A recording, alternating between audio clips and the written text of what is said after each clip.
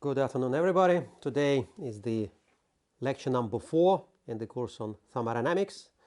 And today I would like to show you how to use thermodynamics in description of light, where thermodynamic system that we will use, that we will consider, is electromagnetic radiation, in this case, a field. Where it all started from? Well, intuitively we understand that hot objects emit light, and the hotter the object is, the higher the intensity of the emitted light is. So based on this principle, for instance, people build bulb lamps. Based on this principle, people also try to estimate temperature of planets in particular. And it was a big question in the physics of 19th century to estimate temperature of the sun. So people started to think whether they are able to estimate the temperature of the sun using laws of thermodynamics. They want to understand thermal radiation. And you have to realize that in the 19th century, people were not aware of the fact that light is an electromagnetic wave. So they looked at light as a substance. And in particular, they tried to model light as an ideal gas. It sounds very weird, but at the end, it's not such a bad approximation. First of all, looking from the state of from the points of physics that we have now, having all the state-of-the-art physics in hands, we know that light can be described as a flow of particles, photons. The same as an ideal gas consists of particles. These particles, photons, do not interact one with another. The same is in the case of ideal gas. Ideal gas consists of particles which have high, some kinetic energy. In most of cases, we talk about very high kinetic energy of these particles in the ideal gas. And these particles shouldn't interact one with another. So then, in this case, I don't see any reason why we can't model light in terms of ideal gas. And the same thought people in the 19th century. They modeled light as an ideal gas. Light is a gas of particles, photons. These particles were trapped in the vessel, and the vessel had perfectly reflecting walls. So it's very similar to internal gas in container. So it means that particles, when they hit the wall, they don't lose kinetic energy. The goal of my first step is to understand whether we can find an expression for internal energy of the gas in this case. So we write first law of thermodynamics, and the way we did all previous lectures, we consider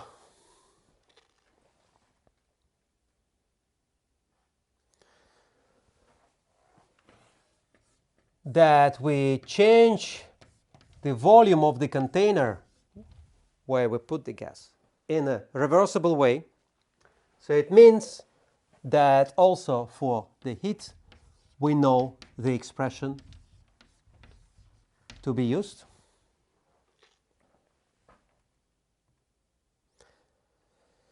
Then, instead of total the internal energy, we will use quantity which is called specific internal energy, and this is the internal energy of unit volume. Because I want to work with quantity which doesn't depend at the end on the size of the object.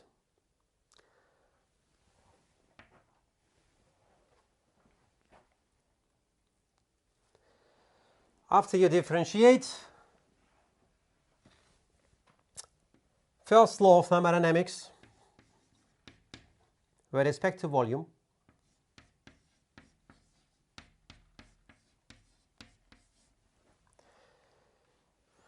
while keeping temperature fixed,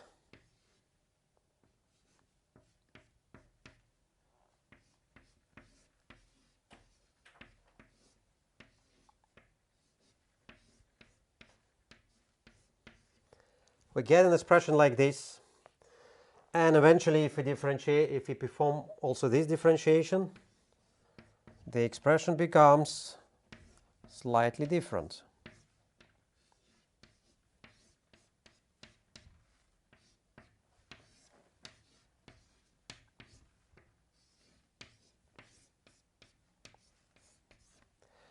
Very important thing here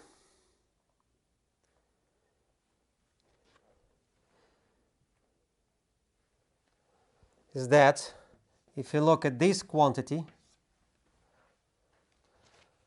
the change of internal energy per unit volume as a function of volume, this energy for the case of ideal gas, where the particles do not interact with one with another, should be 0.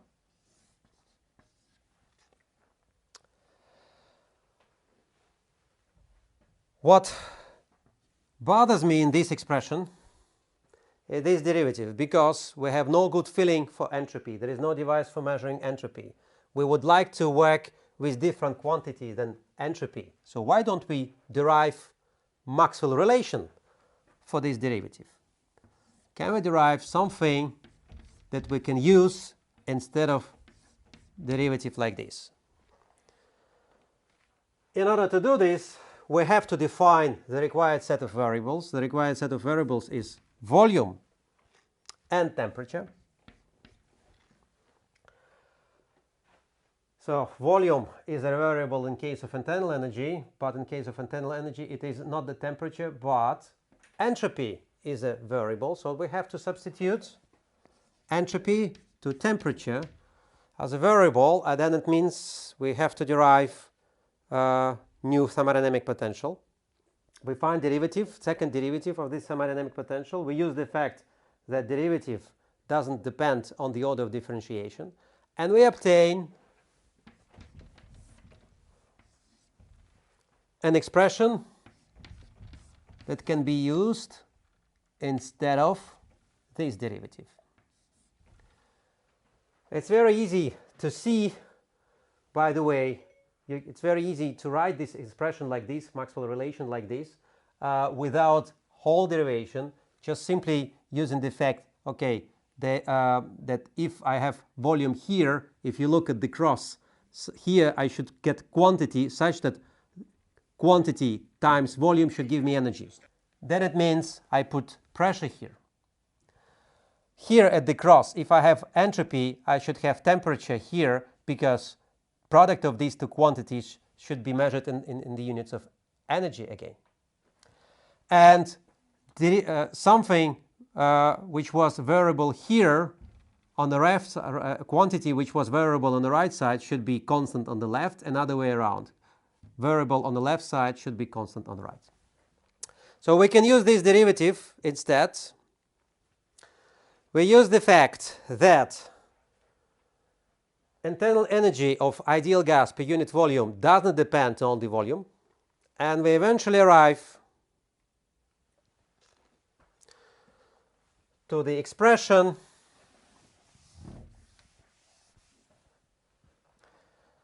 for the internal energy of unit volume.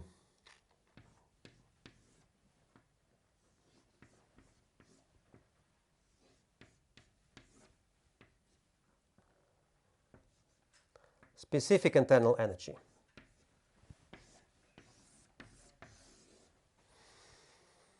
Which is valid for the case of ideal gas, because it's due to the fact that we're working with ideal gas, this derivative, specific internal energy, could be assigned to 0.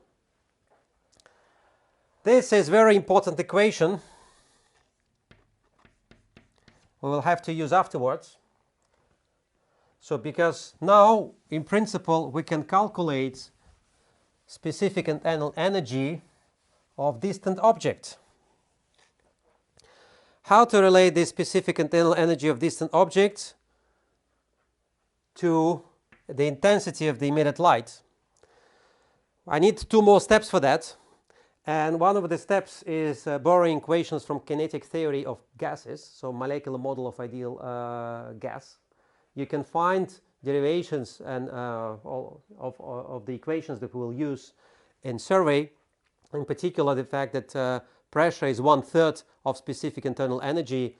This expression is stated there in that book. So we use this expression.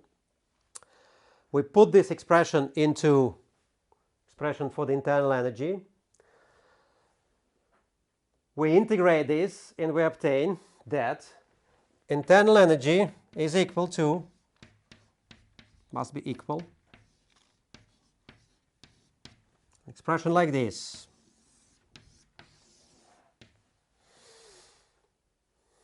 Where here this is an integration constant.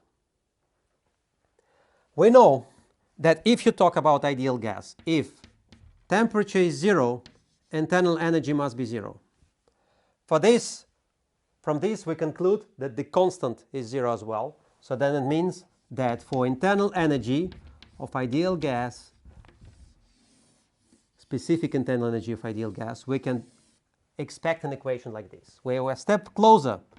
We know how the internal energy correlates with temperature of the object. So as I said, the final step is to find how the internal energy now relates to the ability to emit light. And here we will use thermodynamics again.